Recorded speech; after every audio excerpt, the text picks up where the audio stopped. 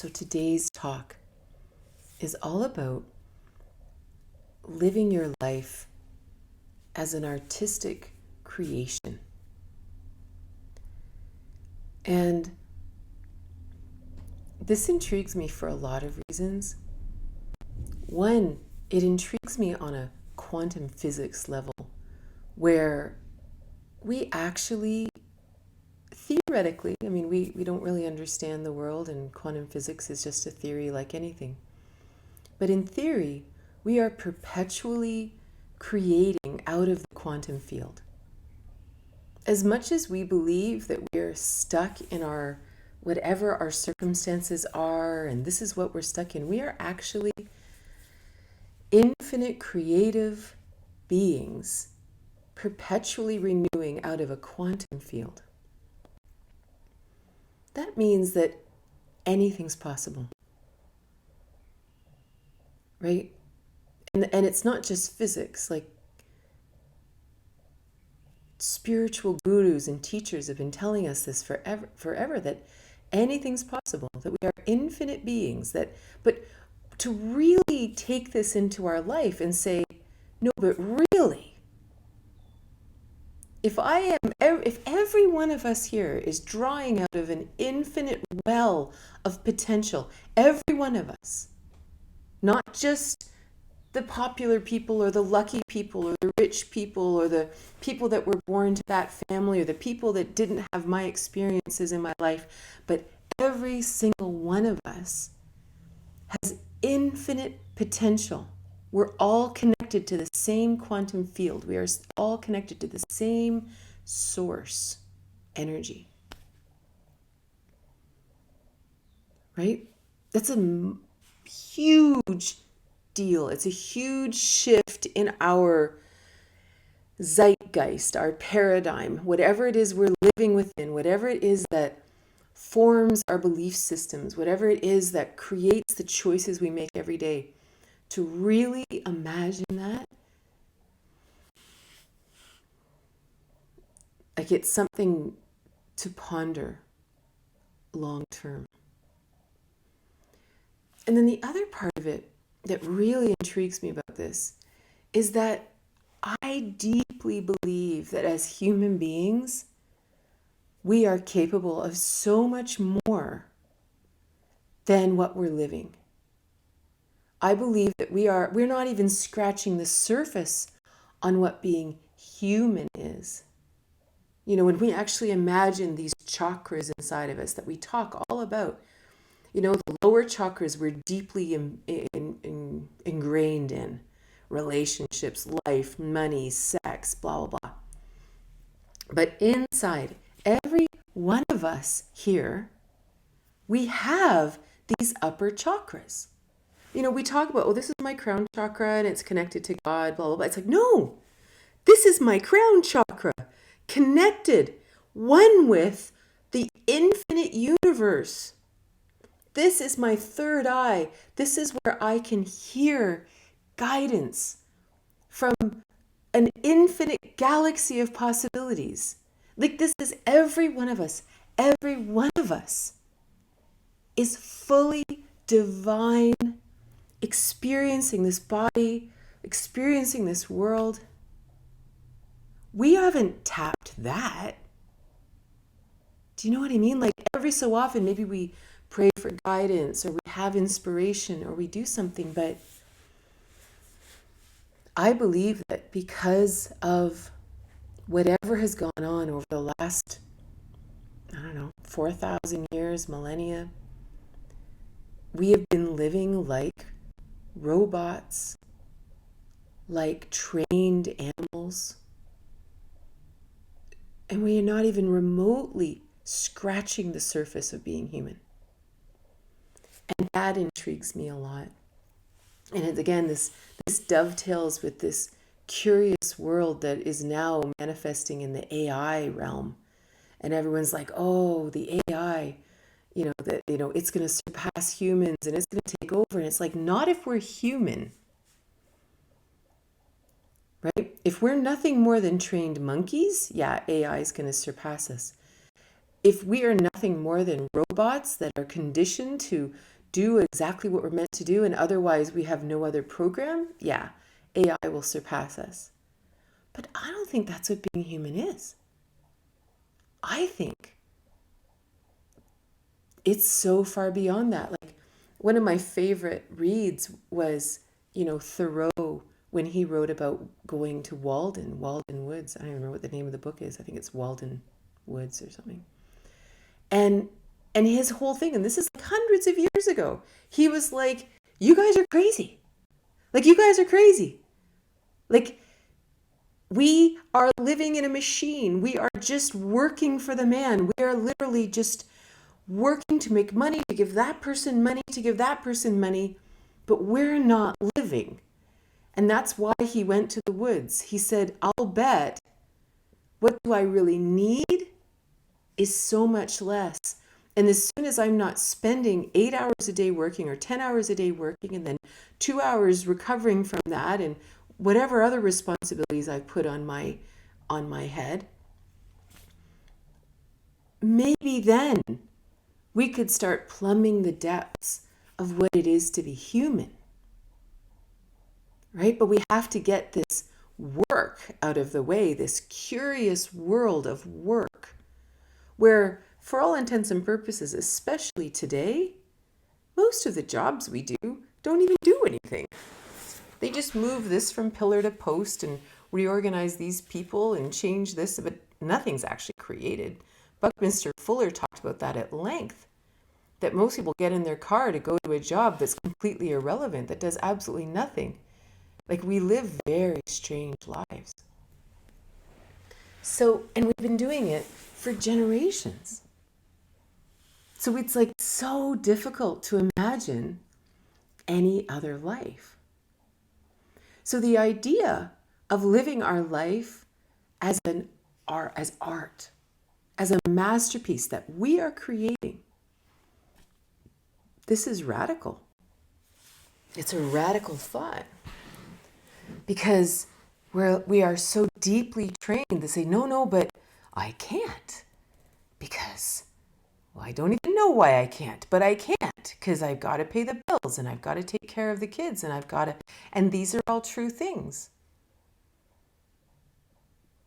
But at some point we have to break out of it, because otherwise we're depressed and we are sad and we have existential crises. Questions about meaning of life and why am I really here, and when do I ever experience genuine happiness, genuine bliss? We are here in this talk today because we are on a spiritual path. That's why we're here on Insight Timer. Literally, insight, seeing within, right? The spiritual path promises ecstasy. Where's the ecstasy? Like, where do we get to feel that in that grind? So the idea of exploring every moment of our day as a brushstroke of an artist, that every choice we make, everything we do, creates the painting of our life. And what's interesting is that's true whether we consider it art or not. Right? Every choice, every word we speak creates our life. So we're creating it anyway. No one else is creating it for us. We are creating our life. We get to paint it any way we want. So that's really what we're talking about today. So to even define what I mean by art is a really curious question, right? Because it's, what is it? It's almost like describing love or something, right? Like, it's just, because again, as soon as we're talking about something where we are taking inspiration, inspire, right? That we are in spirit, we are taking something from the divine and we are creating it here on earth. right? As soon as we're talking about something like pure creation, the words all kind of fall apart. But imagine that's what art is. Art is true creation. A vision comes, a belief, a thought, or not a belief, a thought, and we make it happen. And we play in that. Let's imagine that that's what art is, just for the sake of this talk. So in terms of life, let's look at art versus living in an equation. Because many of us live in an equation. And this isn't just because I'm a mathy. We all have it. We were trained in that left brain school system, everything in our families, that if you do A plus B plus C, this will equal success. This will equal happiness. This will equal prestige. The question is, what are these variables? What are these A's and B's and C's? It might be marriage. It might be having a relationship. It might be not having a relationship. It might be money. It might be responsibility. It might be having children. It might be having the right house or going on the right vacation or meeting the right people. Or it might be having community, or it might be solitude. Like, this isn't a right or wrong. But if we have an equation that we think, if I have this and this and this, I'll be happy. This isn't art. This is math. It's not even math. It's arithmetic. Right? That's not art. Because then all we do is we are constantly trying to fit ourselves into the equation. Well, I can't be happy until I find a partner. I can't be happy until I have enough money. I can't be happy until I get out of debt. I can't be happy until the kids grow up. I can't be happy until I have kids. I can't be happy until whatever. That's equation living. Because all of a sudden, as soon as one of those things don't exist, I can't be happy. I become obsessed with that thing, right? But what if there's no equation? What if we have no idea what would make us happy? What if we have no idea what would bring us to ecstasy and bliss? What if there are times in our life where we are alone and we have no money at all and no prospects, and we are so creative and amazing things happen, and we experience something we never would have experienced in the comfort of the two-car garage and the marriage and the abundance of funds? We don't know. And it's really interesting when we imagine, again, the potential of being human. If we're a robot, or if we're a trained animal, then fulfilling the equation is the job, right? All you do is fulfill the equation, and now you're happy. But of course, we know that's not true. If we weren't happy before one of those variables were there, we're not going to be happy after. If we were unhappy alone, we will not be happy in relationship. If we weren't happy broke, we won't be happy with money, or vice versa. It's not true, because we're human. We're not robots. We're not, I don't even want to insult animals like that, but, you know. So it's very interesting to sit down and ask ourselves, do I have an equation that I believe will bring me to happiness?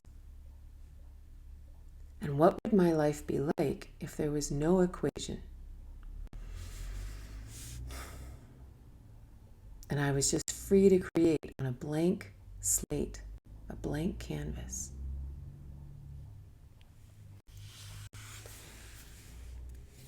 I also want to talk about the difference between doing art for the joy of it and doing art for money. And again, I don't mean this for amazing artists who, paint beautiful things for people, because I know Jean is here too, who's painting the cover of my new book. But because this can be a beautiful thing, right? Artists do lots of things, but we're really talking about this analogy in terms of life, not actually the life of an artist. What's really interesting about art is, I remember one time hearing someone say that there's a difference between being an artist and being a painter. You know, there are places in the world where they just basically take a picture and they just paint it. And they paint, they have people there who are painters, and they paint 500 at a time. And then they mass market them out to, all the Bed Baths and Beyonds. This isn't art. That's painting, right? That could be painting anything. It's replication, duplication. It's a different thing. Sometimes when we think we're being artistic, we're actually just painting. It's like let's say I want to go out for the day, and let's say I love wearing makeup, and I love doing my hair, and I love wearing fun clothes, just as an example. I'm actually very boring in that way. This is literally how I always dress and look. I've looked the same since I was 14. I'm not an aesthetic person at all. But let's say you have that gift. You have that gift of creation and aesthetics. Well, if you put on the same makeup every day and you do your hair the same way or all in a very specific way, are you being an artist or are you being a painter? Even if you do kind of creative things in the world, are we doing it to fit a slot to make money? Are we doing it to fit something to make others happy? Or is it actually spontaneous? Is there wildness? It's like, so for example, in math and in science, years ago, they were always trying to figure out how to create an algorithm to create a random number generator, right? This is a mathematical quest. How do you write an equation that you can run that will create a random number generator, create random number sequence? Well, the funny thing is, it's a very difficult question. It's a very difficult problem. I'm not even 100% sure if they solved it. I feel like they did, but I'm not sure. Because the funniest thing is where they want to actually apply a random number generator, they don't actually want a random number generator. So for example, if you have a playlist on Spotify and they actually used a random number generator in the playlist, you would get repeats, because random is random, right? If you were to take 10 numbers and you wanted to make it random, it might go 1, 2, 1, 5, 2, 1, 7, 2. It's random, right? But that's not what we want. We actually want a random number generator that doesn't repeat anything. We don't want random. Like, the idea of actually living in a random way is kind of outside of our realm. Because we think random and crazy and wild means I'm always doing different things. It's like, but what if you're not? What if it's truly random? Like, this is what we don't understand about the feminine, about the wild. We have no idea what's going to happen next. So it's just interesting that even sometimes within our understanding that, no, I'm being creative, we're still not being creative because we won't let ourselves repeat ourselves, or we won't let ourselves go outside the box that we don't even know that's there. It's just interesting to imagine, in some ways, let's say, for example, a painter knows the result that they're looking for. So they already have the picture in their mind, so they paint it. But an artist, and again, this is just in the context of this discussion we're having. I'm sure this is a monster discussion. But the art that we're talking about, that we want to create our life through, we don't know what the masterpiece is going to look like as we're painting it. It's being created as the brushstrokes happen. You know, how often do we live like that? Right? Are we creating because we already know what we want as an end result? Or are we creating in this truly randomized, wild, inspired way? Imagine. Again, this is what they teach us about non-attachment. That what if you had no idea what was coming, but you just continued to create for the thrill of the joy of that experience. It reminds me, there's this one quote, I don't even remember where it came from. I feel like if it's from the book of Thomas or something, out of the Apocrypha, you know, the books that were left out of the Bible. But there's this one line that haunts me. Like, you've no idea how this line haunts me. And it says, anyone who plows the field and turns around to check on their work, basically, isn't ready for the kingdom of God. It's not exactly the phrase, but it's like that. Can I just create, walking forward with no attachment to the results? Can I do that? And what kind of ecstasy could that be? You know? So then I want to talk about the thrill of living art. And I actually want to read to you a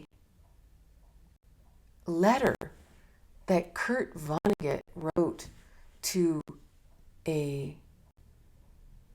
I think it was a public school student. And ironically, this popped up on my Facebook feed just before class today. So the story goes, hold on, I gotta click around here for a minute. The story goes that there was an English teacher, Ms. Lockwood, and she had asked the students in the class to test their persuasive writing skills and write a letter to their favorite author.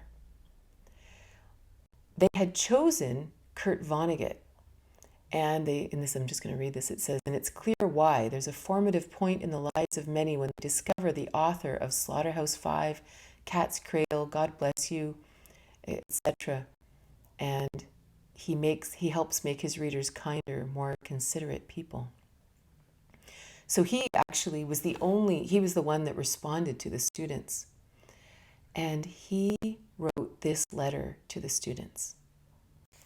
I thank you for your friendly letters.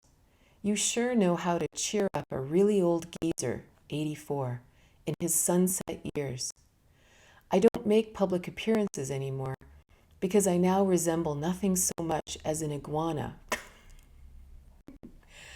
What I had to say to you, moreover, would not take long. To wit, practice any art, music, singing, dancing, acting, drawing, painting, sculpting, poetry, fiction, essays, reportage, I don't know what that is, no matter how well or badly, not to get money or fame, but to experience becoming, to find out what's inside of you, to make your soul grow. Seriously, I mean starting right now, do art and do it for the rest of your lives. Draw a funny or a nice picture of Ms. Lockwood and give it to her.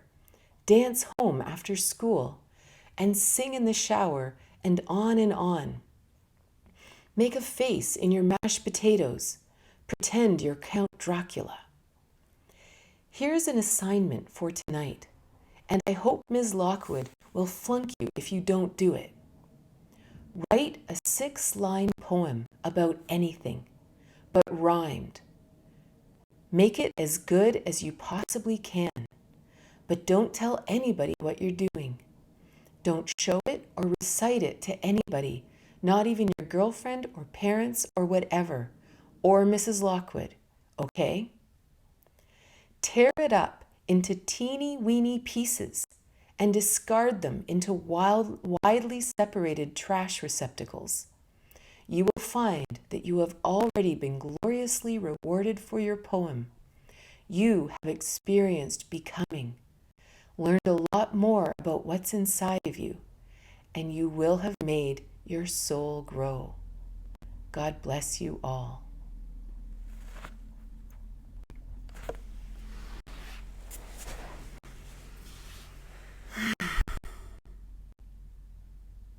Imagine.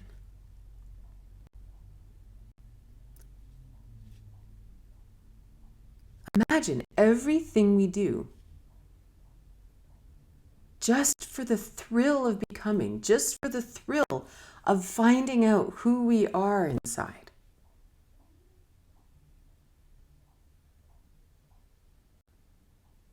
Imagine.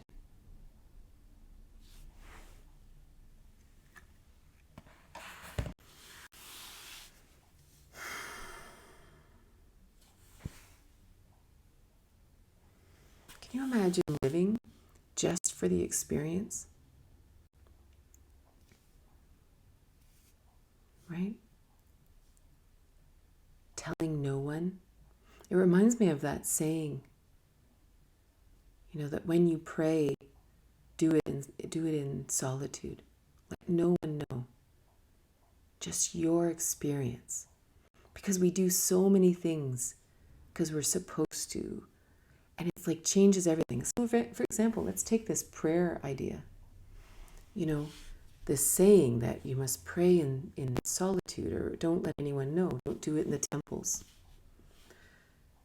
When we tell someone, it's almost like we're doing it because we should, and we're doing it for some reason that's outside of ourselves. So even our experience of prayer might also be shallow. So instead, imagine no one else even knows. It has nothing to do with anyone. And you sit quietly and you close your eyes. What are you going to do? You're actually going to have an experience. You're going to have a conversation. We're going to go deep into our heart. We're going to go deep into our emotions. We're going to go deep into whatever we're experiencing. And we're going to commune with something deep inside of us. It's an entirely different experience.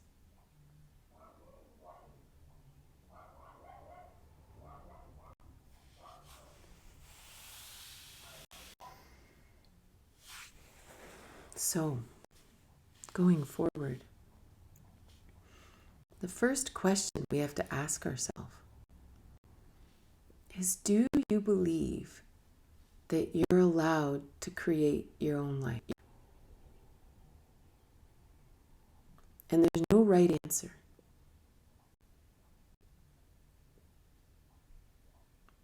Do you believe that you are allowed to create your life? Allowed, not able. Allowed. Because this is really important. And if the answer is no, then that's a very important journaling exercise. It's a very important conversation with friends, something to bring to our yoga, right? Why don't I believe I'm allowed? Why are there responsibilities? Why are there rules about how I'm supposed to live? Why is my life supposed to look a certain way? Why am I supposed to live according to the equation? Why do other people have a say in what I create in my life? What does anyone else have to do with my artistic creation? So this is the foundational question, because this is the argument to everything we're talking about, right? Yeah, but you don't understand. You don't understand my situation. You don't understand where, But that's the first question. And then to be very realistic, that there are times in our lives that we actually do have a lot of responsibilities. Maybe we have dependents. Maybe we have bills that have to get paid that have nothing to do with us. We didn't necessarily create this money pit that we might be living in or whatever. So sometimes there are circumstances that for some reason we have to live through and we have to sort it out. But what's interesting is even within situations that are difficult, right? Sometimes we're caring for children, sometimes we're caring for aging parents, sometimes we just are in a bind. That is where we are right now, and this is the arena of our life.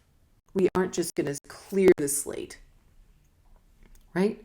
This is life. And this brings us to our good friend, Viktor Frankl, who I love talking about, right? Viktor Frankl was an Austrian Jewish psychologist.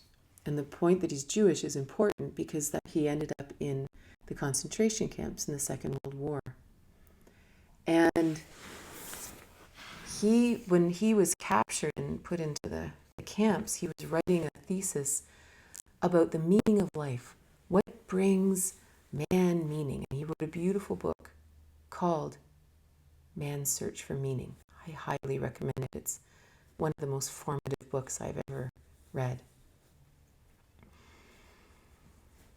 And what he found after 4 years in the death camps and life in general was that the number one thing that brings us meaning are the choices we make within the circumstances of our life.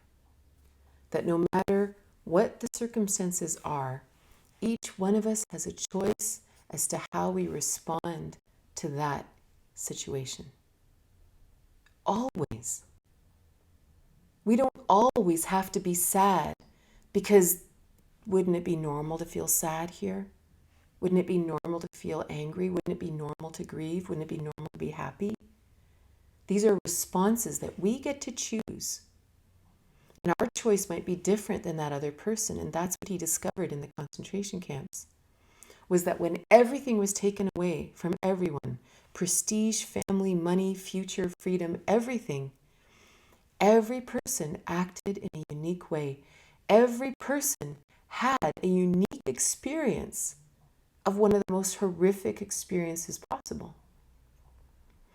Each person had a unique experience.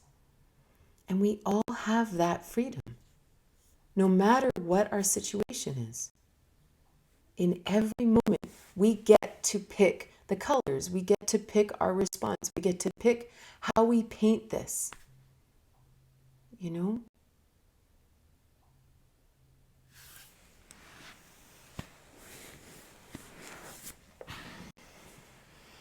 And part of that choice is looking at our easel, right? In a really practical way.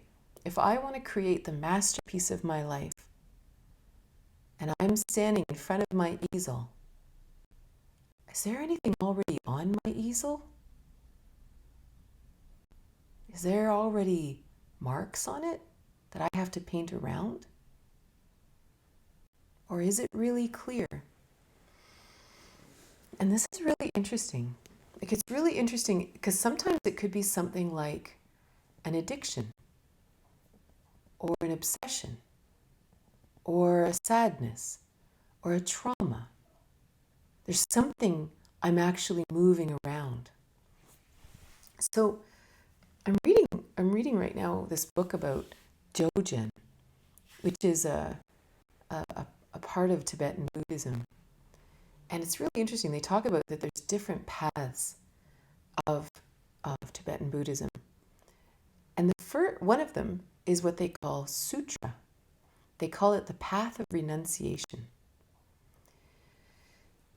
And what's really interesting to me about this is, we've often heard about people on a spiritual path becoming what they call ascetic, where they give up sex, or they give up alcohol, or they give up worldly desires or money or whatever.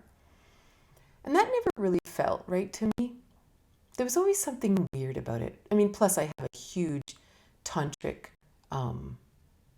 bent that I really believe that, or at least my path is about integrating the divine into my life. I'm not interested in giving up things. But what's interesting is a lot of the Buddhism is about karma.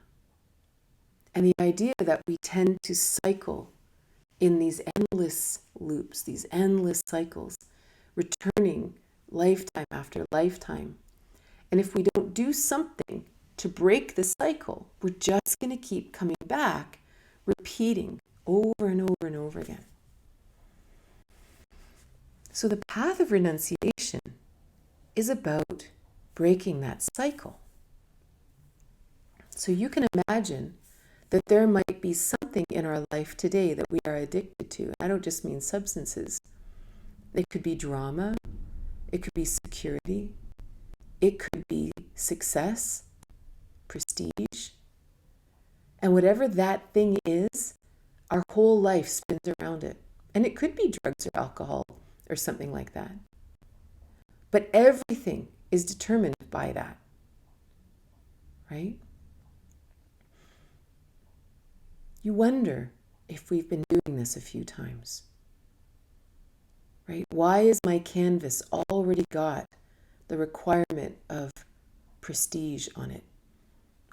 It's like, why can it not be blank? Yeah, but I'm not going to give up drinking. Yeah, but I'm not going to give up my pot, or I'm not going to give up my big house, or I'm not going to give up my whatever. Why is there already something on the canvas? And what's interesting to me about that in this path of renunciation is, what if that's why they do it? To break the cycle. Not because sex is evil or drugs are evil or booze is evil or anything like that.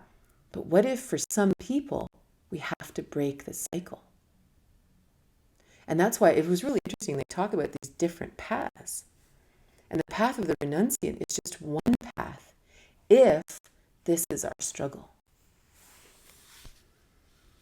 So what if part of our journey to creating this masterpiece of our life is really looking at our easel, looking at our canvas and saying, is there anything already on there? What can I do to let that go? You know, is it an attachment to something, someone, a state of being? Because if we've already got stuff on the canvas, maybe our canvas is full. Maybe our parents painted our canvas for us. You know, maybe we pre-painted it based on what everyone else expects of us. So it's a really interesting journey to then say, can I even have a blank canvas? Is that okay? And again, we can have a blank canvas and still have our children and our partner and our family. It's not that we have to clear the people out. This is all our own internal psyche. This is our internal psyche that we bring to every situation, right? It'd be the same regardless of our circumstances.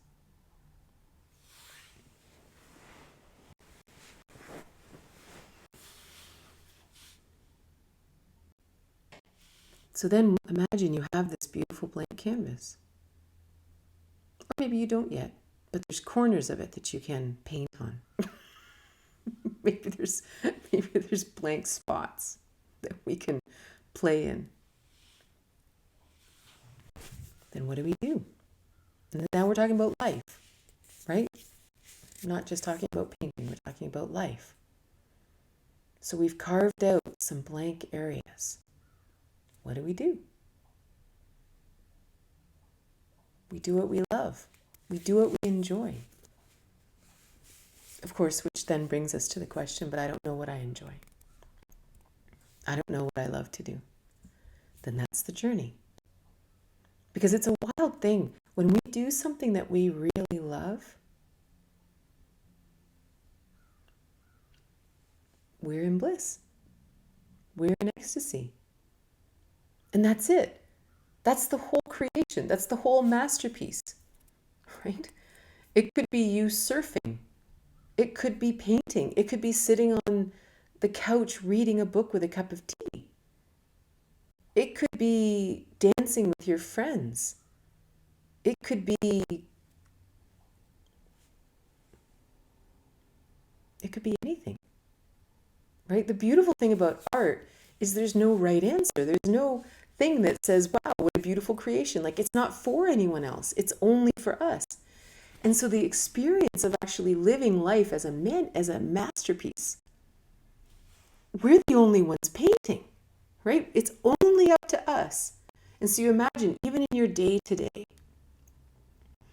maybe there's certain things that we have to do, but maybe we can choose a slightly different attitude or response to those.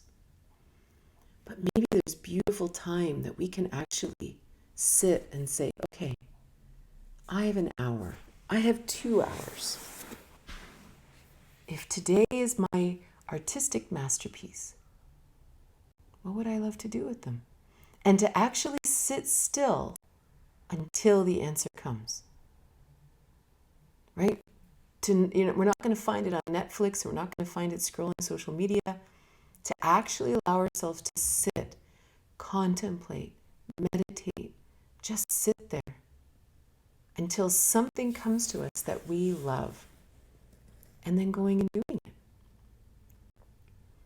And then all of a sudden, this becomes part of our memory. This becomes part of our palette. And every time gets easier and easier. Right? And then life gets really, really interesting and fun. So thank you so much for being here. And I hope you have a wonderful day.